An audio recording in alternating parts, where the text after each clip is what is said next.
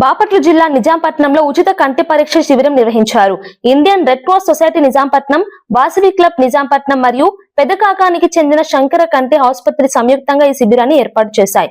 నిజాంపట్నం శ్రీ వాసవి కన్యకా పరమేశ్వరి కళ్యాణ మండపంలో ఆదివారం ఉదయం 9 గంటల నుంచి మధ్యాహ్నం 1 గంట వరకు కంటి పరీక్షలు నిర్వహించారు. నిర్వహించడం జరిగింది. శ్రీ వాసవి కన్యకా పరమేశ్వరి కళ్యాణ మండపం నందు ఈ యొక్క కంటి పరీక్షా కేంద్రానికి ముఖ్య అతిథిగా Nizampatnam red cross vice chairman Kollipara Babji గారు విచ్చేసి ఈ కార్యక్రమాన్ని ప్రారంభించడం జరిగింది. ఈ కార్యక్రమం నందు 125 మంది ఓపీగా రాగా 52 మంది శస్త్రచికిత్సకు ఎంపిక అవడం జరిగింది.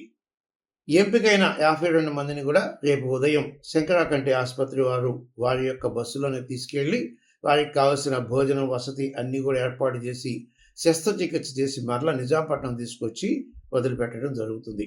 ఈ కార్యక్రమానికి Nizampatnam red cross chairman Gaurishankar మరియు joint secretary Basavaraju, Vasavi club treasurer Katapalli Gopi మరియు సభ్యులు పాల్గొనడం జరిగింది. ఇలాంటి అద్భుతమైన అవకాశం మాకు కల్పించినందుకు చాలా సంతోషం అంటూ నిజాంపట్నం గ్రామ ప్రజలందరూ కూడా మెచ్చుకోవడం జరిగింది. Thank you very much.